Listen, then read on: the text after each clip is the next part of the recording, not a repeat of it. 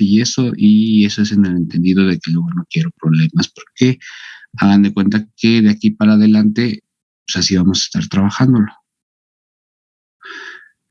Ahora, respecto a eso, pues sí necesito que me vayan haciendo los equipos, que me los vayan organizando, para que me digan y darles en qué horario sería. Tenemos 3 horas de laboratorio, todo lo que estaba pensando es ir trabajando 1 hora por equipo. Eso es respecto al jueves 24. Para eso de control electromagnético, me interesa que si ahorita tenemos el chance de pasar, pasemos 2 veces. Entonces, ya sería parte del otro mes, pero sí me interesaría también asistir el jueves 3 de marzo. No sé ahí como vean.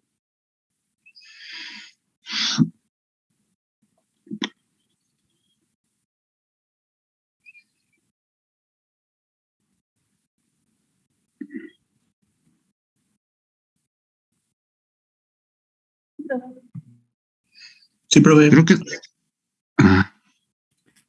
Sí, profe. Sí, profe. Vale, entonces en eso estamos ahí, en esa parte, ¿sí? Referente a esto, nuevamente le repito, según lo oficial, pues aquí no, nada va a ser, o sea, nada va a ser obligado ni nada va a ser condicionado. Lo mismo ahorita si de repente no tienen chance de la parte de estar en la clase y eso también no, o sea, les digo, la cuestión es aquí, pues tratar de, pues volvemos a lo mismo. Por el tipo de grupo, pues más o menos sé cómo son. Entonces, creo que no va a tener tanto problema con ustedes, pero pues es igual, si de repente por alguna situación, por traslados, por esa parte, no hay tanto problema. La cuestión aquí nada más es que pues se organicen y pues si de repente pues ahí vean qué es lo que se va haciendo. ¿Sale? Ya sea también que si no pueden asistir por alguna situación, pues lo mismo. ¿Vale? Y entonces en eso, porfa, les pido de nuevo que vayan pensando en su equipo de trabajo. Y yo creo que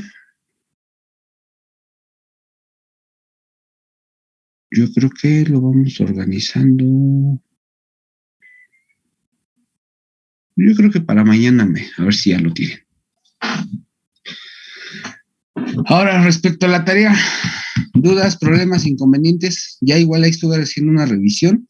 Dejamos 2 ejercicios. El primero, básicamente, era retomar lo que habíamos explicado. Era hacerlo si tenían la necesidad de repente ver, replantear, pues que lo trabajaran de nuevo por su cuenta, sobre todo por la parte del software. Veo que la mayoría de ustedes me entregaron los ejercicios a mano, también no tenía ningún problema, yo en ningún momento especifiqué que fuera con software o algo por el estilo. Nada más que si de repente, igual, también les pido la paciencia de en esa cuestión de diseño por software. ¿Por qué? No hay muchos software, sobre todo por la parte de libres, para poder trabajar esta parte de control eléctrico. Hay por ahí uno que es muy mencionado que se llama Automation Studio. Creo que la última versión que tenían que más o menos funcionaba en la parte de la escuela era la versión 5, pero para control eléctrico tenía ahí un problema en la parte de direccionamiento de etiquetas. Actualmente, pues también anda circulando por ahí la versión 6, pero en esa parte de la versión 6 también hay problemas de compatibilidad respecto a la instalación. Y luego ahí es un detalle.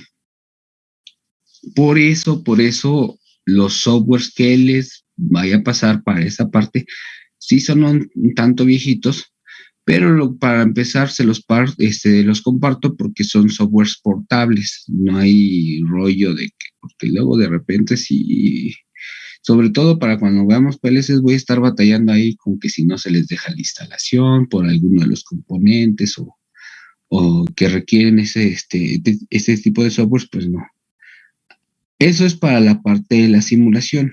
Si yo quisiera hacer ya como tal el diseño, o sea, hacer el plano, pues ya no voy a utilizar uno de estos softwares de simulación. Ya me iría más por la parte de diseño. Y ahí tenemos varios softwares que funcionan bastante bien para poner o para hacer la parte de la instalación eléctrica. Ahí es muy recomendable, bueno, desde la parte básica utilizar AutoCAD Electrical, pero ya para hacer la parte del tablero, ver cómo se van a ir roteando los cables y todo este rollo que hay en el proceso de instalación, hay dos softwares que son una maravilla para eso. Uno es SolidWorks Electrical y el otro se llama ePlan. ePlan pues es lo más guau para la parte de hacer de diseño de tableros. Ahí pues de repente quieren echarse un clavado y todo eso, es muy recomendable. Y bueno, vamos a empezar. Se quedan 2 ejercicios. El primero de ellos, vamos a tomar aquí la tarea de Carlos.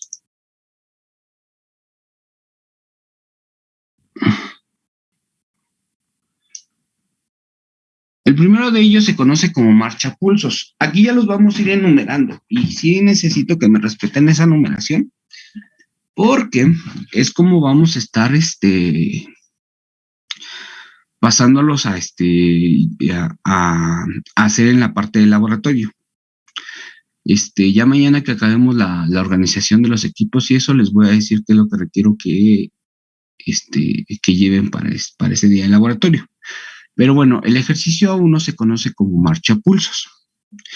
Se dice que es marcha pulsos porque es una función en la que yo tengo un botón pulsador normalmente abierto que mientras yo presione va a hacer que el motor se energice. Si yo libero, el motor se tiene que apagar. En este entendido, pues, ¿qué es lo que tenemos? Primero que nada, si hablamos a nivel de componentes del sistema americano, tenemos lo siguiente. La instalación de los diagramas de fuerza en ambos sistemas va de manera vertical. Entonces, aquí su compañero tiene la protección contra cortocircuito, que es un interruptor con portafusibles tripolar, un contactor con 3 de contactos de potencia tripular identificado como KM1, una protección por sobrecarga F2 y el motor. Aquí estamos viendo esta parte de la instalación. En la otra sección tiene la parte de un fusible para proteger, lo está haciendo con línea neutro, para proteger la parte de del diagrama de control, evitar que haya cortocircuito de esa cuestión.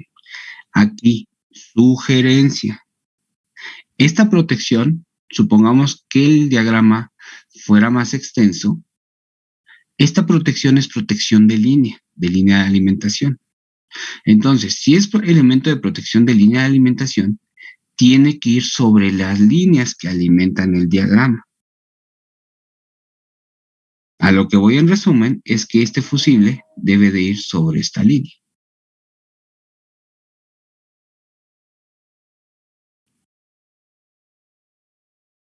¿Vale? De ahí, ¿qué es lo que tenemos? Tenemos el elemento de protección por sobrecarga, un contacto normalmente cerrado que está ligado a F2, el botón pulsador que nos están pidiendo y la bobina que cuando se energice va a operar los contactos tripolares de KM1. ¿Sale? Ahora también ahí, a nivel de simbología, pues hay que irle dando la pauta a ir identificando. En esta parte, en este rubro, nada más aquí, igual recomendación para su compañero.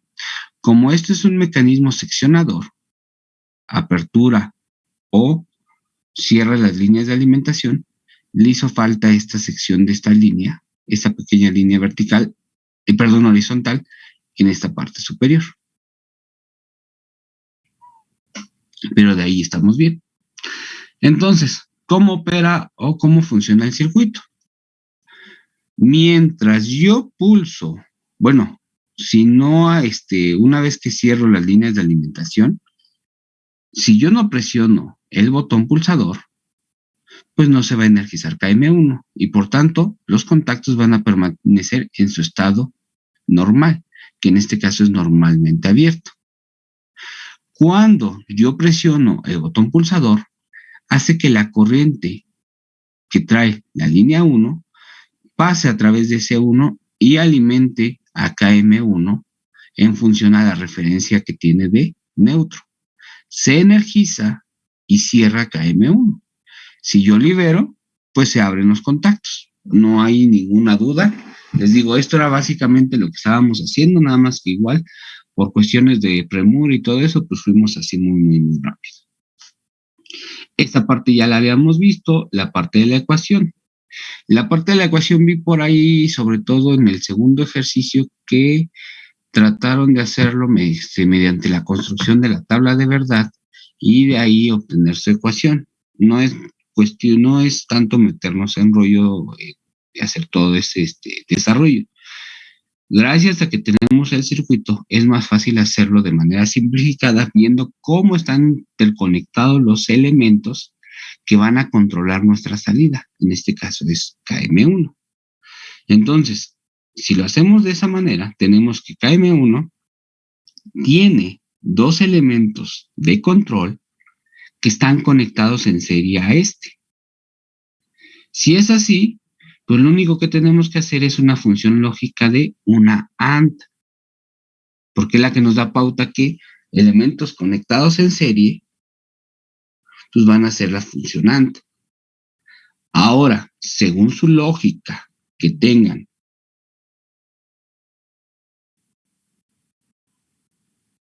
si es normalmente cerrado, lo vamos a negar. Aquí pues puede poner de esta manera, pero pues la forma más simplificada es simplemente poner el círculo que antecede la entrada para decir que se va a negar la señal de F2. Y S1 pues va libre porque su lógica es normalmente abierta y nos da como resultado KM1. Si hablamos del sistema europeo, del sistema americano, pues la construcción es la siguiente.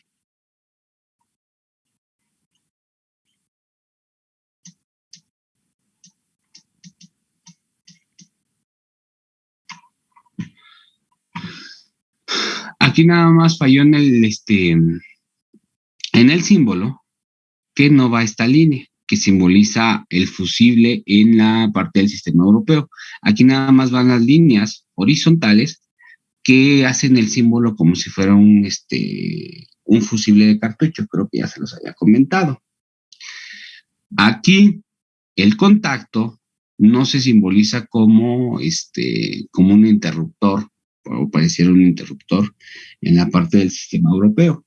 Aquí hace el símbolo a la parte de los platinos del contacto que operan cuando cierran. ¿Vale? Si es normalmente abierto, pues esos platinos quedan con ese espacio. Si es normalmente cerrado, se simbolizan con una línea en diagonal, como es el caso de esta sobrecarga. Esto ya habíamos hablado del relé térmico de sobrecarga, que era este símbolo como dos semicírculos que se unen, los dos arcos, y la alimentación del motor. ¿Alguna duda que hay aquí?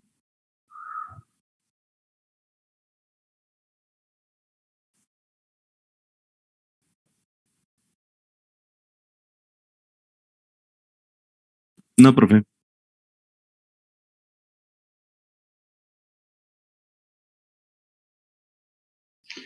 Vale. Ahora, para hacer el traslado al sistema americano, lo mismo.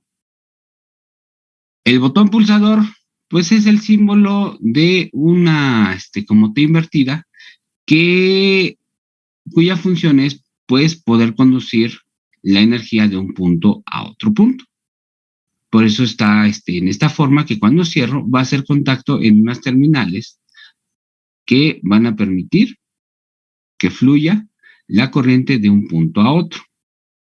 El símbolo está así de tal manera que si yo presiono, pues van a permitir la línea, el flujo de corriente a través de la línea. Ahora bien, este es el tipo de cuestiones que necesito que empiecen a buscar cuando pasen de un sistema a otro. Y les digo, no es tanto como que dicen, pues es que si estamos en este lado del charco, ¿por qué estamos viendo la norma europea? O cuestiones así, sino simplemente pues vamos a estar trabajando con ambos. A lo que me refiero con esto es, si yo aquí tengo el elemento fusible, pues también ser congruentes y en el sistema europeo, pues ubicarlo en la misma posición. Porque si se dan cuenta, aquí sí lo tenemos bien, a lo que a lo que me estoy refiriendo. Ahora bien, el símbolo de bobina aquí es un círculo. Ya lo habíamos estado trabajando cuando vimos lo de las funciones lógicas. Es una bobina y en esta norma, pues se va poniendo según el tipo, la función que desempeña el dispositivo.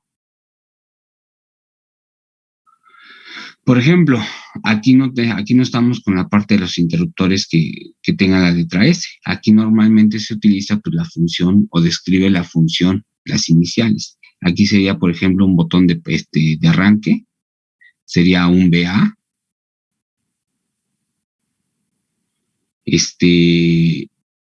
Igual, si estamos acá en esta parte, pues, sería un SC, o aquí tiene un OL, que es el mentado overload o sobrecarga. ¿Sale? Y pues en este punto pues estamos bien en la parte de los dos sistemas para este mismo circuito. También hago una observación. Sé que de repente también sacan a veces los ejercicios de bibliografías y de recursos que hay en línea y todo ese show.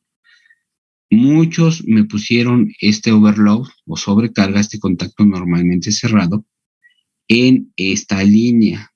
Y vuelvo a decirlo, el elemento de protección por sobrecarga va directamente ligado a la parte del componente que está controlando o que está protegiendo. Porque es una protección, la sobrecarga, dijimos que funciona de esta manera. Si detecta algún flujo de sobrecorriente por un tiempo prolongado a través de uno de los tres contactos, lo que va a hacer es aperturar un contacto auxiliar. Ese contacto auxiliar pues va a estar ligado en el circuito de control al elemento que está protegiendo. Si aquí yo tengo que es M1, pues lo va a proteger directamente. Por eso no van sobre esta línea.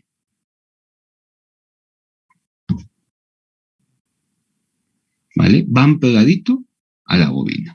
Les dije que en el caso del sistema europeo, pues va al inicio de la línea que controla al elemento de salida.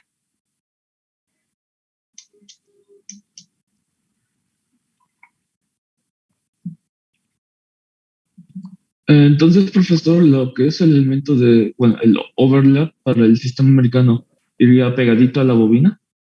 Sí, así como está aquí. Y les dije que es el único elemento que corresponde a una entrada que en el sistema americano va a ir después de las salidas. Ningún otro elemento puede ir después de un relé o de una bobina de un relé que sea de entrada. Profe, y otra duda. Nada más se Dígame. coloca un símbolo, como está ahí. Es que en otros circuitos llegué a ver que ponían 2 seguiditos. Híjole. Ahorita vamos a hablar de ese tema.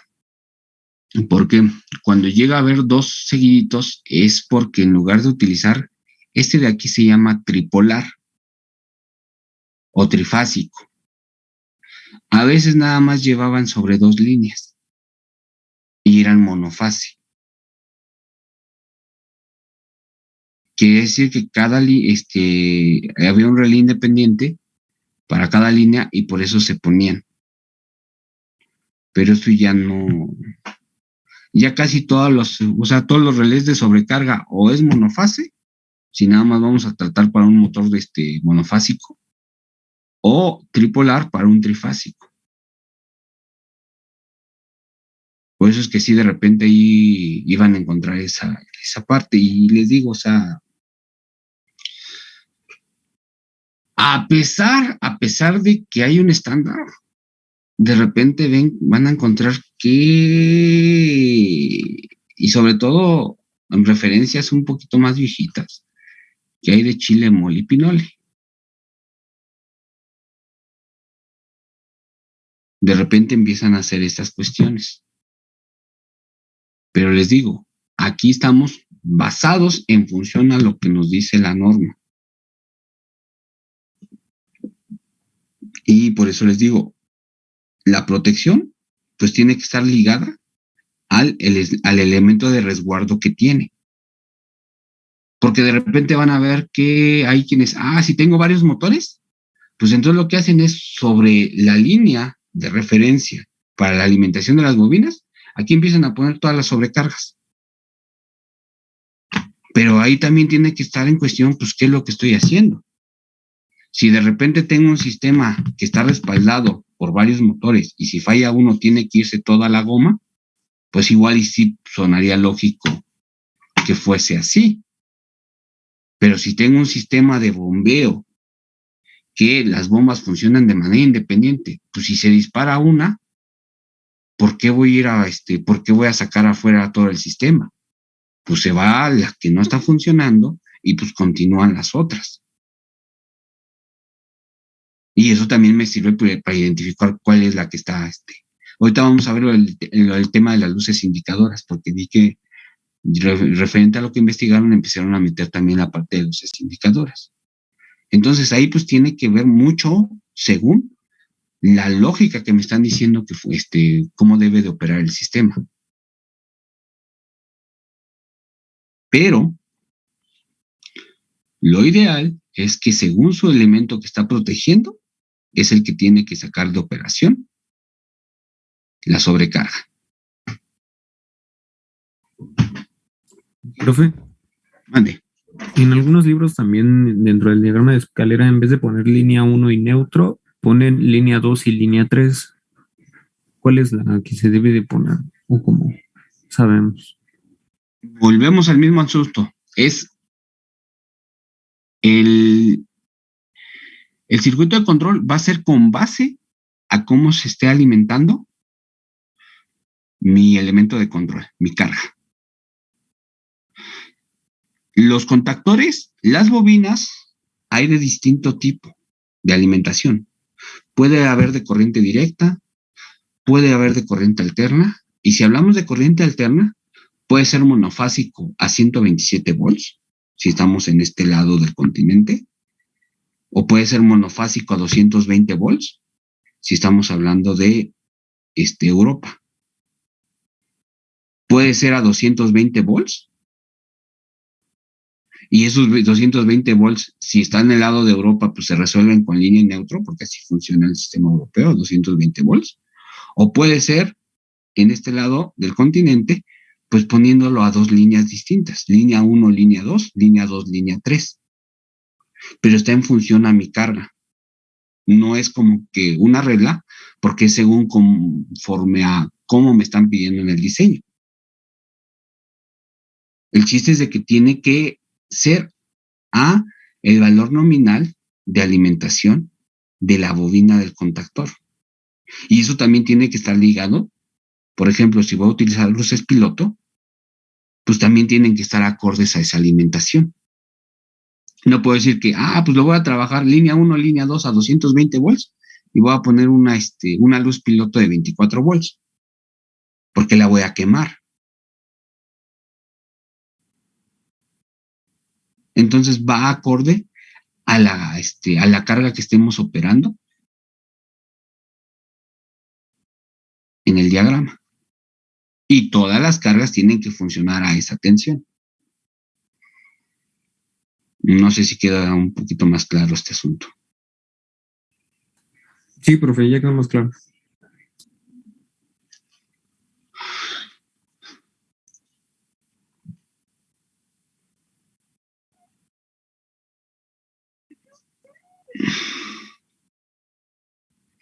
Ahora, referente al arranque y paro. Aquí vamos a empezar a hablar de esa parte o de esa sección que dice, el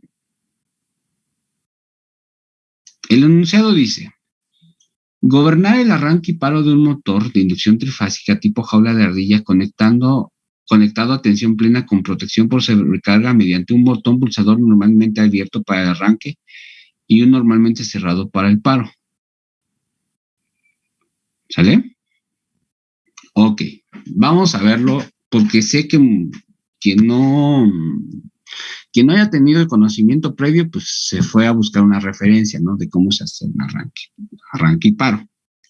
Pero hay que ver de dónde deriva para hacer dicha función. Vamos a sacar el K décimo. Para hacer esto.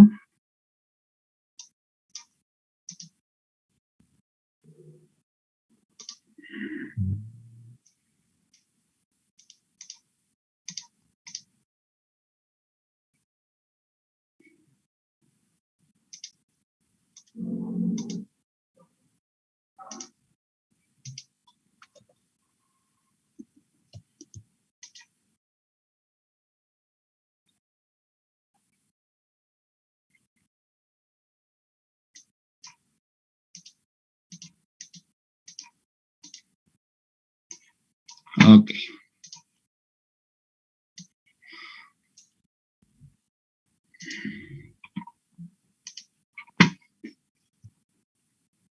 Algo que siempre les digo aquí cuando empezamos a ver esta parte de esta materia es de que aquí no nos venimos a inventar el hilo negro. Y sobre todo aquí, pues es muy, muy sencillo. Les dije que esta materia es muy, muy de práctica. Y en ese entendido, el aprendizaje que vamos a tener es de manera progresiva. Para lo cual, yo necesito que vayan retomando lo que vemos previamente.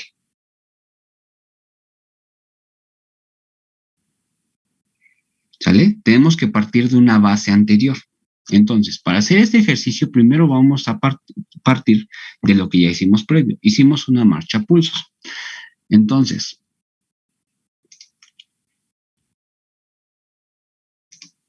les dije, por ejemplo, que muchas veces podemos partir de lo que es de un bus de alimentación. ¿Vale? Aquí yo tengo mi bus de alimentación. ¿Qué es eso de un bus de alimentación? En muchos tableros puedo tener barras conductoras, sobre todo en los SMs, en los que yo voy a colgar mi instalación eléctrica. ¿Sale? Eso es el bus de alimentación. Por eso va en la parte superior y de ahí empiezo a poner mis dispositivos. Entonces, en ese entendido, pues, ¿qué vamos a hacer? Ahora vamos a trabajarlo de esta manera. Vamos a trabajarlo con guardamotor o interruptor termomagnético. Entonces, vamos a poner, si es así, mi instalación iría de esta manera. Tengo mi interruptor, ¿sale? Aquí es importante, no habíamos mencionado.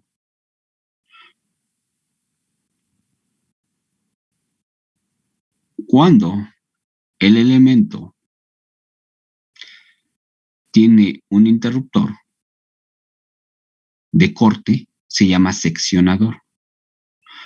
Cuando es un elemento que secciona, va a recibir la letra Q. ¿Sale? Aquí realmente tendría que ser Q, F, 1. Si yo pongo este elemento, aquí voy a estar cuidando tanto el cortocircuito como la sobrecarga. Vamos a hacerlo primero con mejor nada más.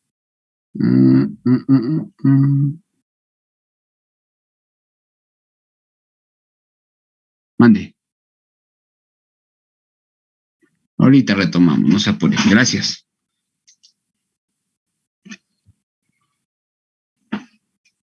Entonces tenemos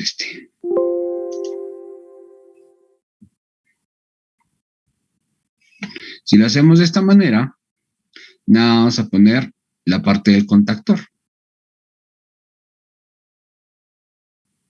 Tripolar. Ahí está.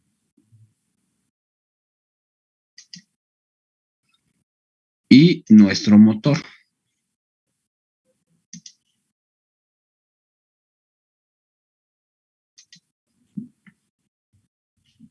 ¿Vale? Y ya la alimentación, pues sería con este bus de derivación.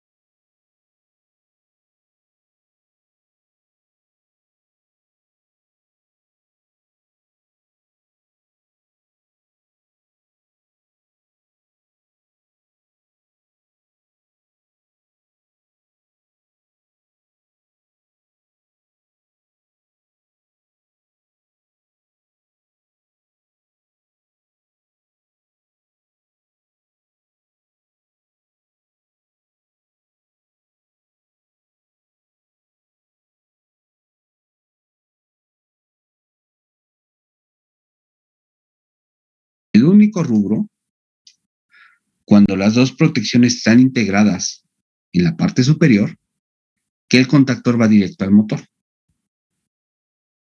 Es para el único dispositivo, para el interruptor termomagnético o un guardamotor, en el que no tengo que poner la sobrecarga después del contactor.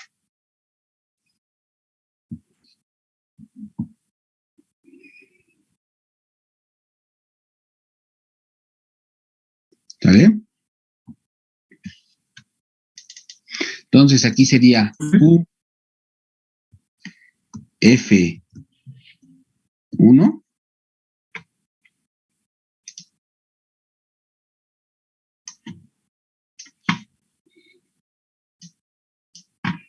no sean malitos, que no tenga bronca con datos y ande en su casa si no le tocó ir. Pues prendan la cámara para verlos. Para sentir que están aquí conmigo, que no de repente andan desayunando y yo aquí Gracias. Yo sé que ustedes son unos amores. Perdón si me refería a ustedes como ñoños, no, son el grupo inteligente. Bueno, entonces tenemos así. Ese es el comentario porque decía un amigo, perro llama a perro, así me dijo. M1 y quedaría así M1. ¿Vale? Y nuestro diagrama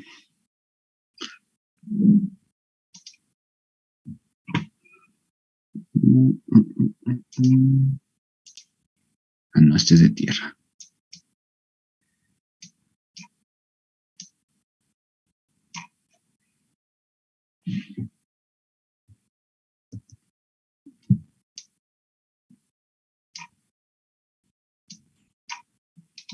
Entonces, quedaría así la parte del diagrama de fuerza. Diagrama de control.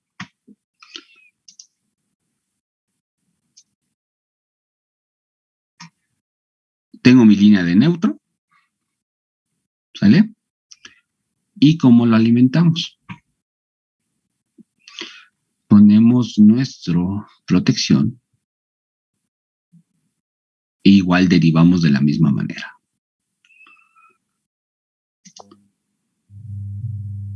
Una protección simple o pudiera ser igual un interruptor seccionador, algo así.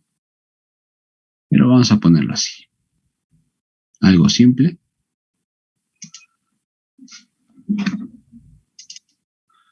Tendríamos F2 aquí.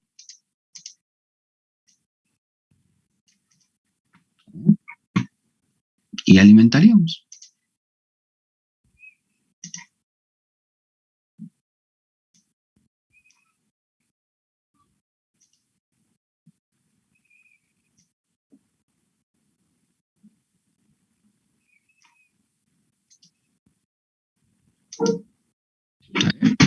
Ya tenemos para la parte de nuestro diagrama. Ahora bien, si partimos de lo que les mencioné, tendríamos algo así.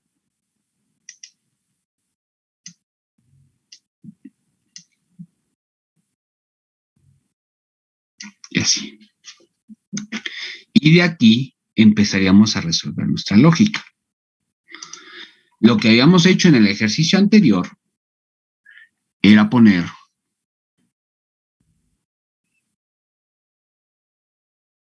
una, ¿cómo se llama?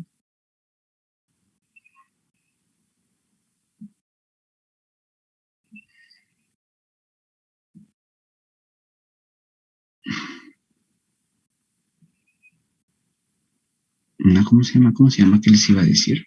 ¿De cómo se llama?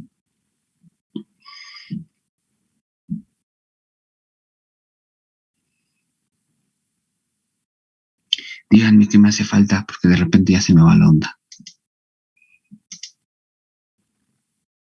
Tenemos que empezar con nuestra protección por sobrecarga. Entonces, nuestra protección por sobrecarga, pues tenemos que poner nuestro, hasta acá. Nuestro contacto normalmente cerrado por, ¿cuál es? Hasta aquí. Por sobrecarga, ¿sale? Ojo, aquí tendríamos que poner F1 y sabemos que está ligado a este seccionador, porque aquí es el elemento de protección. No sé si funcione directamente. A ver.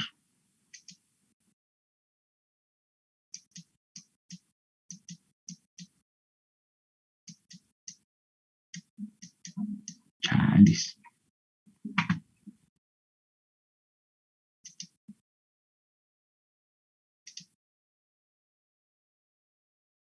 Pues no tiene alimentación.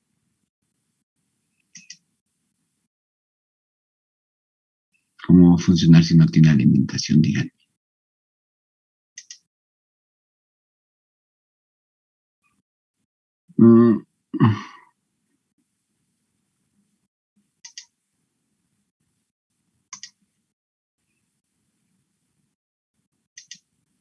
Ahí está.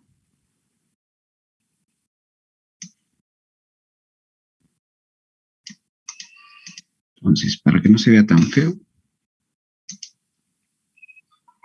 vamos a poner nuestro neutro acá arriba. No, pero sí va abajo. Giramos, lo rotamos.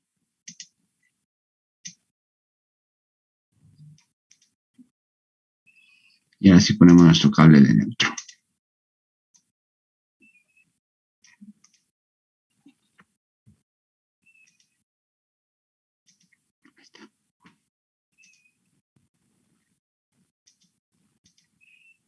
Sí, tenemos que poner nuestros nodos de conexión, si no, no le hace caso.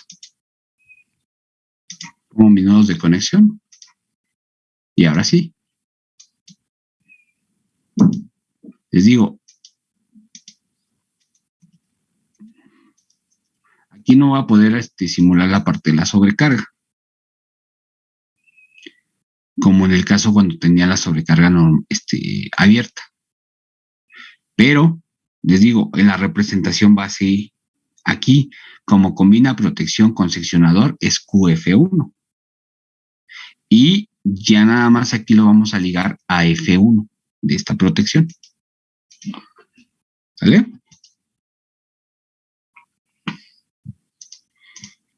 Digo, es para ir viendo otras formas de cómo vamos a ir conectando.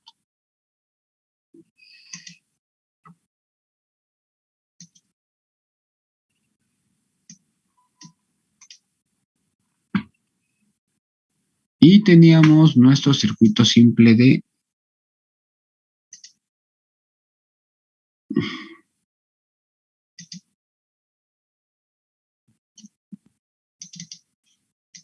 KM1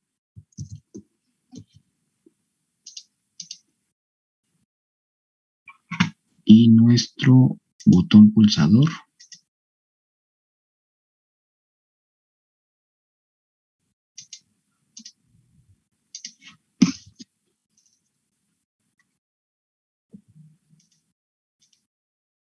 para hacer el arranque. Entonces tenemos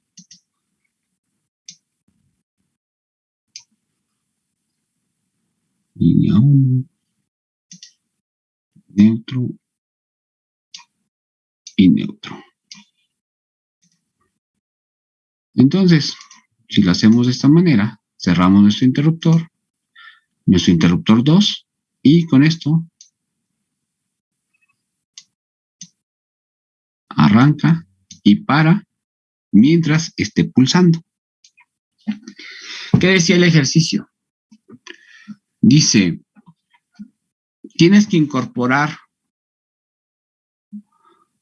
un botón pulsador normalmente cerrado de paro y uno normalmente abierto de arranque. Si partimos de eso, pues digo, me piden uno normalmente cerrado de paro. Pues nada más agarro y pongo mi botón pulsador. Pongo un normalmente cerrado, pues lo pongo aquí.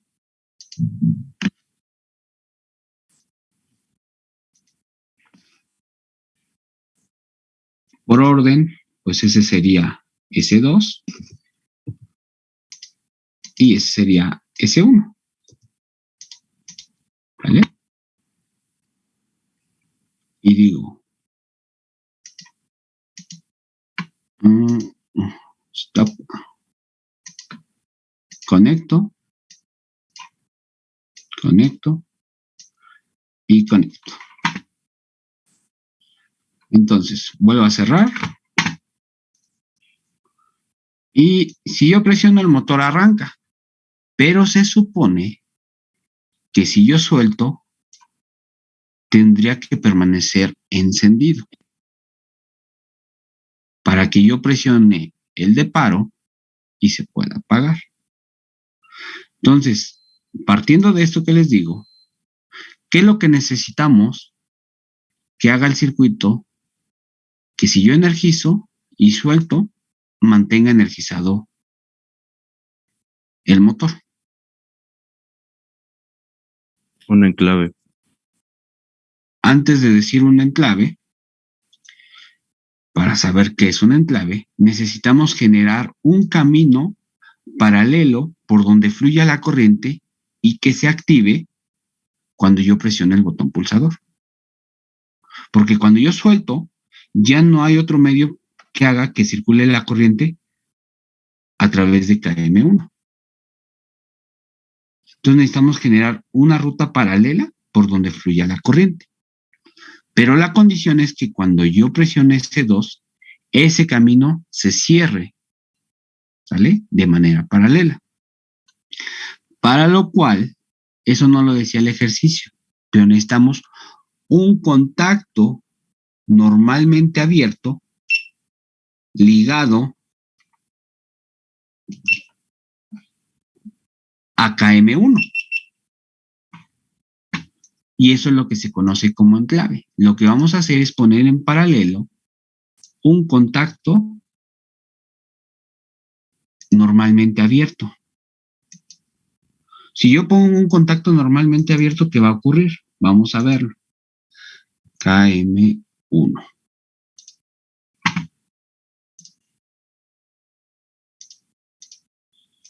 Si yo energizo, se cierra.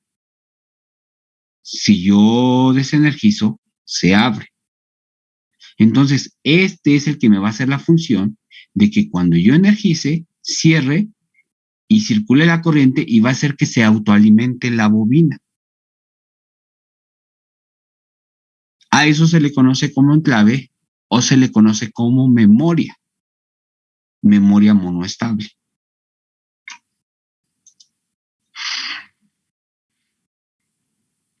Entonces, pues ya nada más lo único que tenemos que hacer es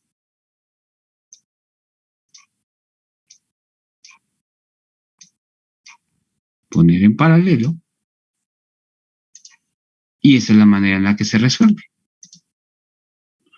Presiono, se energiza.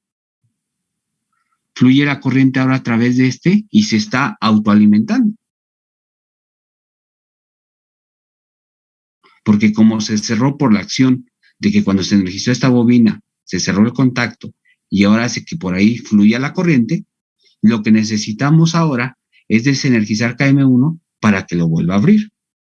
Y por eso es que lleva el botón pulsador normalmente cerrado arriba. Porque cuando yo lo presione, corta la corriente y hace que el contacto regrese a su estado normal. Por eso es arranco, bueno, mantuve presionado. Arranco, paro.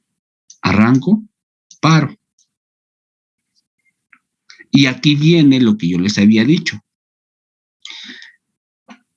Las condiciones de cómo va a operar un sistema en control eléctrico se llaman permisivos. Tenemos permisivos de arranque, permisivos de paro. Los permisivos de arranque son todas las condiciones que me lleva a que un sistema se energice.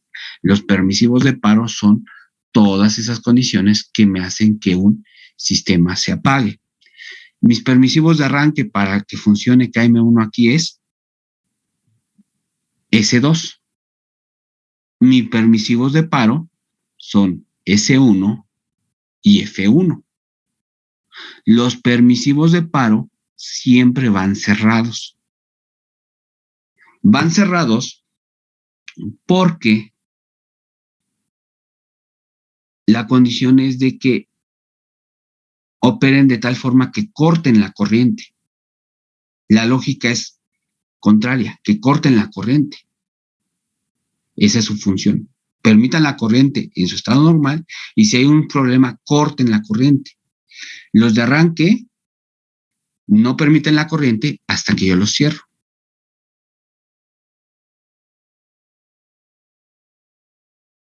Porque si hay un fallo y yo tuviera una condición de paro que fuera con lógica normalmente abierta, si antes de él no hubiera corriente, aunque yo presionara, pues no podría parar.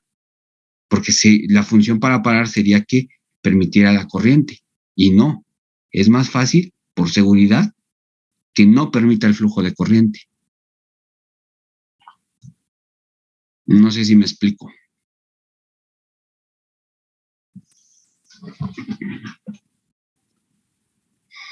¿Dudas?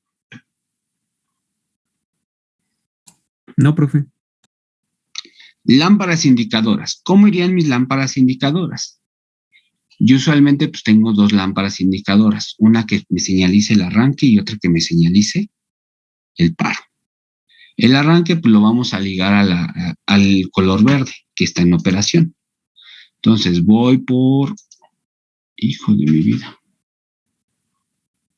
detectores. ¿Dónde están las lámparas indicadoras? Aquí están. Piloto de señalización.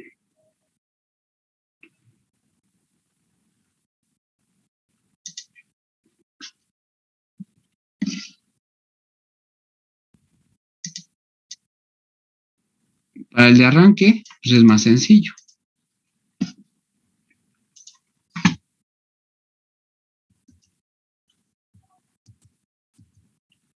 Chinga.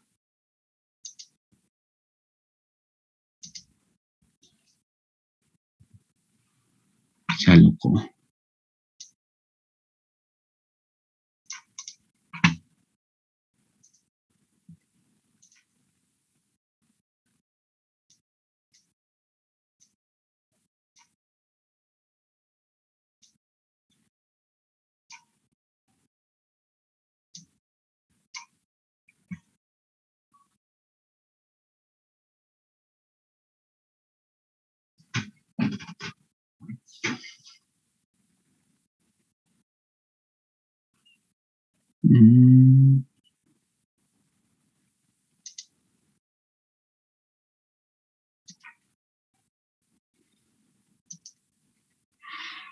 Entonces, ya nada más quedaría así. Conecto este punto a este otro punto. Y la fase a este otro punto. Step. Sería verde. Ok, entonces. Cierro y opero. Arranca. Para, ¿no? O lo puedo poner a otro contacto auxiliar que esté ligado a ese. Para el de paro, ¿qué tenemos que hacer?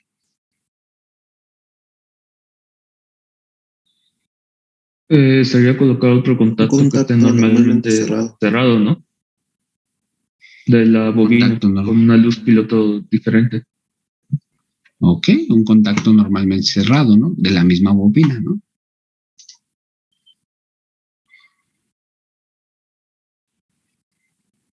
¿Dónde lo pongo?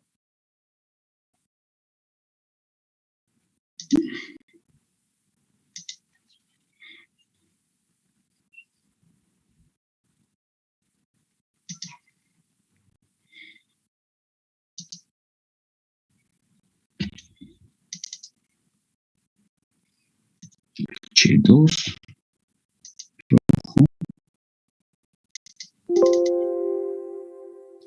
H1 verde, ¿vale? Y lo vamos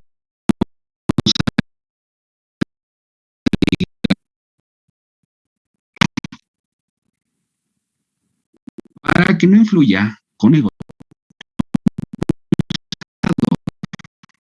lo vamos a poner nuestro contacto.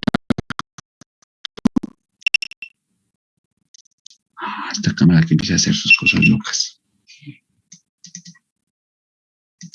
Lo ligamos de nuevo acá, M.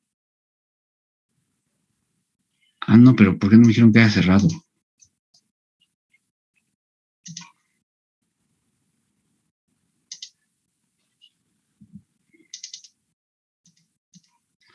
Acá, M. 2.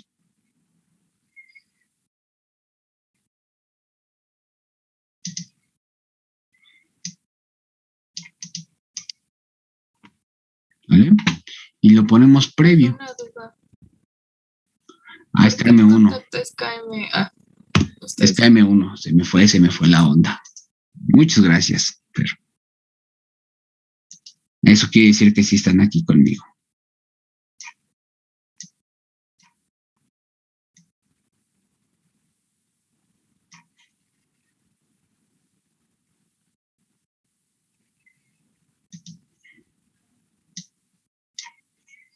¿No? Y lo tendríamos así. cierro, está apagado, prendo, está encendido, apago, prendo, y ya está el estado de las luces indicadoras. Ahora bien, para la siguiente modificación, dado que no lo podemos hacer directamente así, stop. Voy a mover esta parte.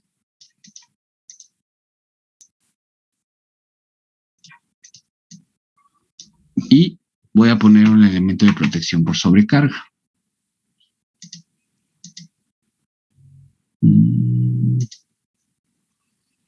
Chales, me pierdo.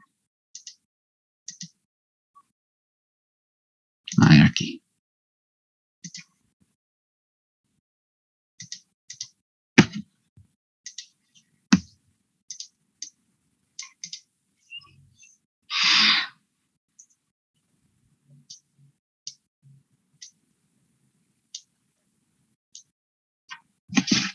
Entonces a este le vamos a llamar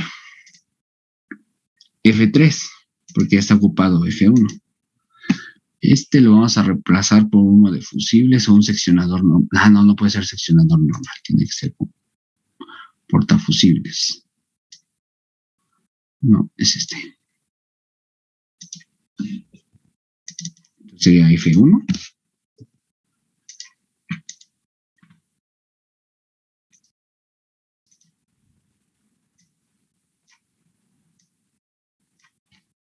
Y este lo pondríamos a F2. Y vamos a hacer lo siguiente. Si yo quisiera que también el sistema me indicara cuándo está fallando por sobrecarga, ¿cómo le haríamos?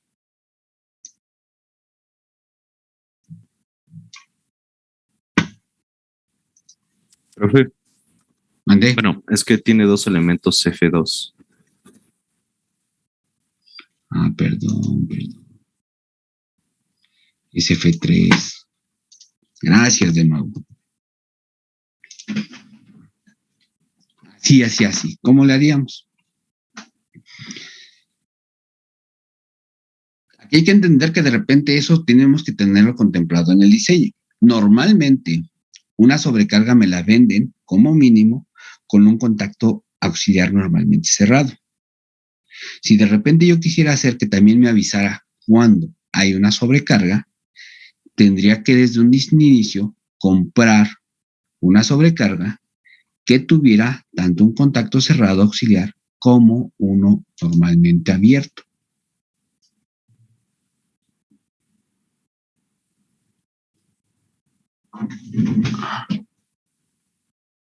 Archivo, ¿dónde están? ¿Por qué no?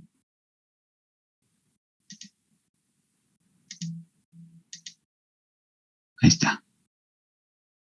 Podría ser algo así, que lo tuviera ligado, o decir que lo tiene auxiliar. Que lo tuviera ligado. Entonces, en lugar de conectarlo, conectar este así como lo tengo,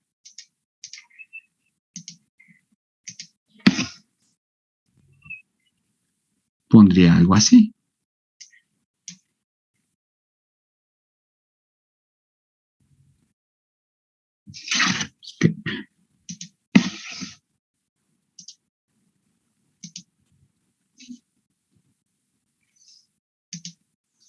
Se me anda descomponiendo mucho mi circuito.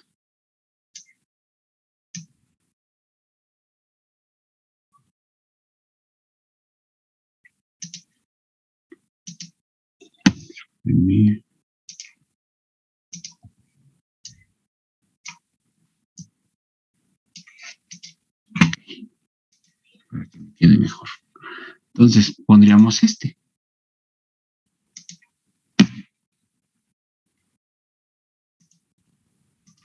Previo a lo que teníamos, pues era esto.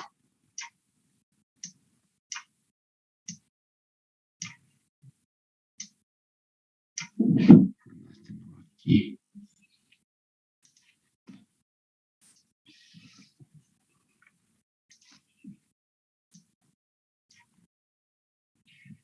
Que no va, ¿por qué no me dicen que va con rojo?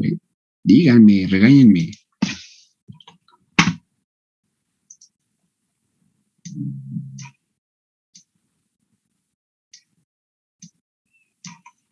¿vale? ¿Y qué es lo que haríamos? Aquí nada más pondríamos directa nuestra luz indicadora, ligada a ese contacto normalmente abierto que también va a contemplar nuestra sobrecarga, que era la F3,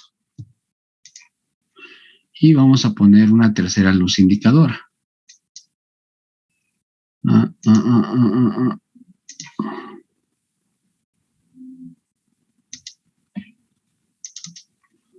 H3, que sea amarillo.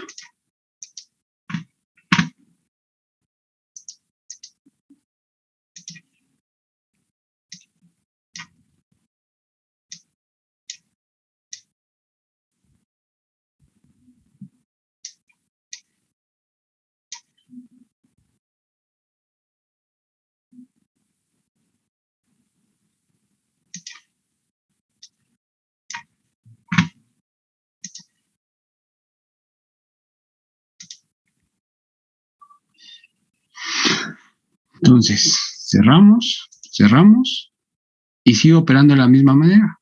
Arranco, se pone en verde, paro, se pone en rojo.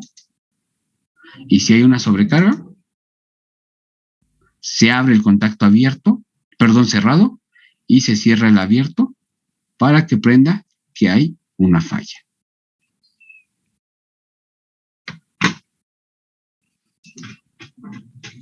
Profesor, así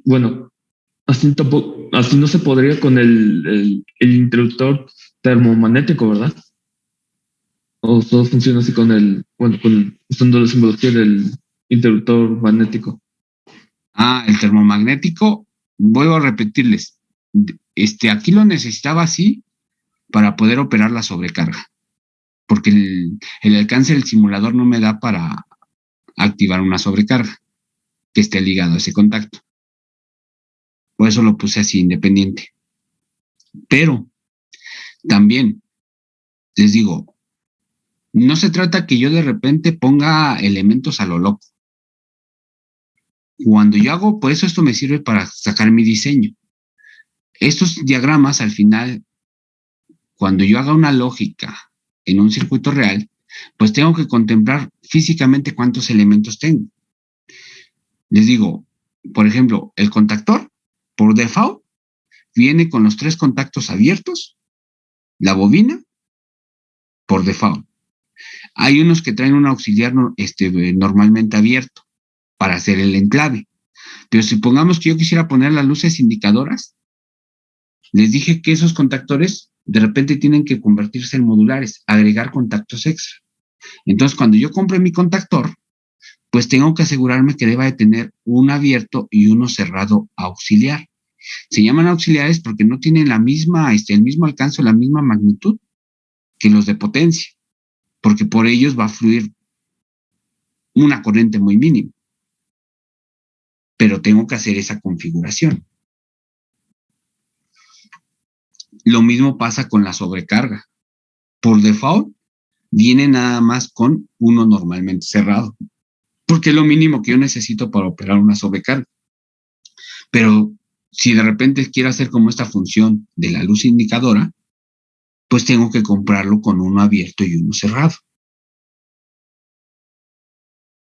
Entonces, eso va a depender mucho al momento de hacer la selección de mis componentes. ¿Cuáles son los requerimientos que yo tengo para cumplir con el alcance?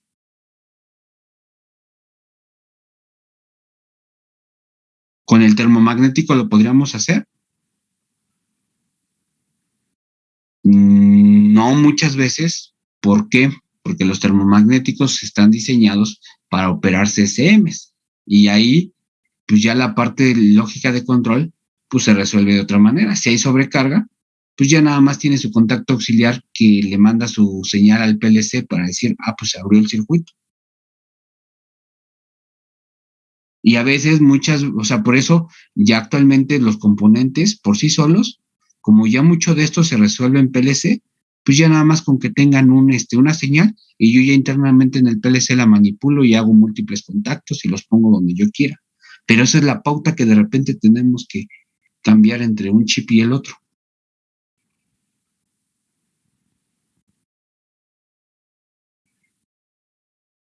Y es ahí donde nos va a servir el laboratorio.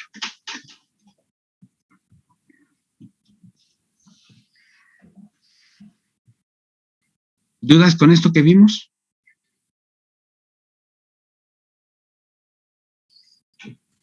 Profe, yo tengo una profe. pregunta. Mande, ¿qué pasó? ¿Qué onda? ¿Sería posible gobernar dos motores utilizando este sistema de control y de fuerza? Es decir, simplemente añadir otro motor en las terminales de F3. Se puede hacer, pero no es lo correcto.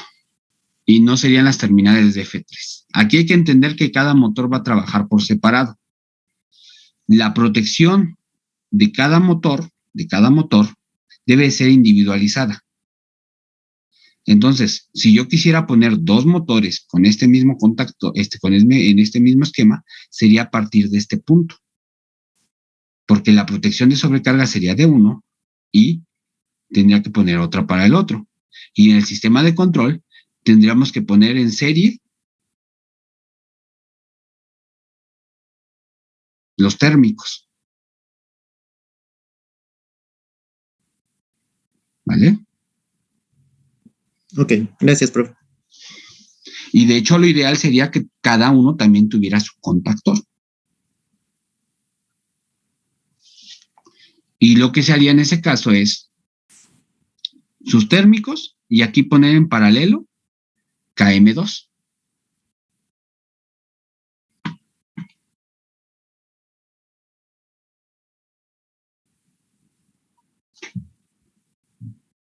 Y aquí pues derivaríamos nuestros circuitos 2.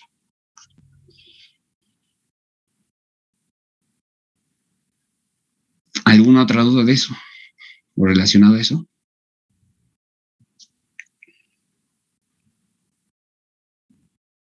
Me hace falta una parte para concluir del alcance que quiero llegar hoy. A esto de aquí se le llama prioridad al arranque. ¿Por qué? Perdón, al paro. ¿Por qué? Cuando yo diseño un circuito, de repente tengo que poner todas las posibilidades. Que de repente tengo un operador que haga lo que se le pegue la gana. Y entre ello tengo que decir o definir cómo se va a comportar el circuito si de repente yo empiezo a accionar de manera simultánea todo lo que yo tengo disponible. En este caso, para el operador son dos botones pulsadores. Si yo presiono uno, S2, y lo mantengo presionado, el motor se mantiene arrancado, energizado. Si yo presiono el otro, al mismo tiempo, corta la línea de alimentación principal de la bobina y el motor se mantiene detenido. Entonces, a este circuito se le conoce como arranque y paro con paro prioritario, porque mantiene apagado el motor.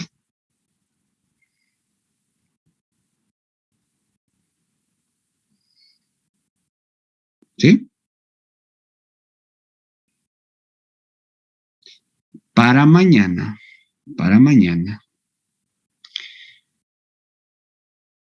pregunta, ¿creen que sea necesario que les ponga una actividad en la que me la tengan que entregar? ¿O puedo confiar en que lo hagan y que de repente mañana les pregunte, muéstrame tu ejercicio y no haya problema? Necesito que me lo hagan con este arranque prioritario. Es decir, con los mismos elementos, nada más hay que ver cómo conectarlos. Si yo sigo operando el motor, pues va a arrancar con el botón de arranque y va a parar con el botón de paro. Pero ahora, cuando yo mantenga presionado los dos de manera simultánea, el motor en lugar de parar, tiene que estar girando. ¿Sale? Necesito que lo hagan con arranque prioritario. Esa es una. Y la otra, que me investiguen cómo se hace la inversión de sentido de giro.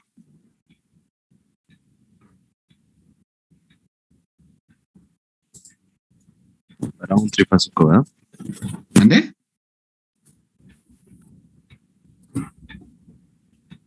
¿Cómo se hace la inversión de sentido de giro de un motor de inducción trifásica?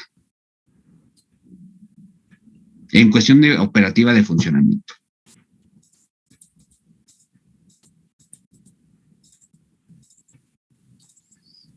Hay quienes me van a decir, invirtiendo 2 líneas. Ok, pero ¿qué ocurre cuando invierto 2 líneas? Quiero que me tengan claro ese concepto mañana. ¿Sale? Entonces, que lo hagan el arranque y paro con prioridad al arranque e investigar la inversión de sentido de giro. Ok, profe. Vale, profe. ¿Dudas? Por el momento no. No. Ahí le subí un software que se llama Automation Studio, también es portable. Mañana vamos a hablar un poco al respecto. Mañana que es laboratorio y que tenemos un poquito más de tiempo. Lo iba a hacer hoy, pero de repente me alargo. Ok, profe. Igual nada más para concluir, pues la ecuación lógica era así.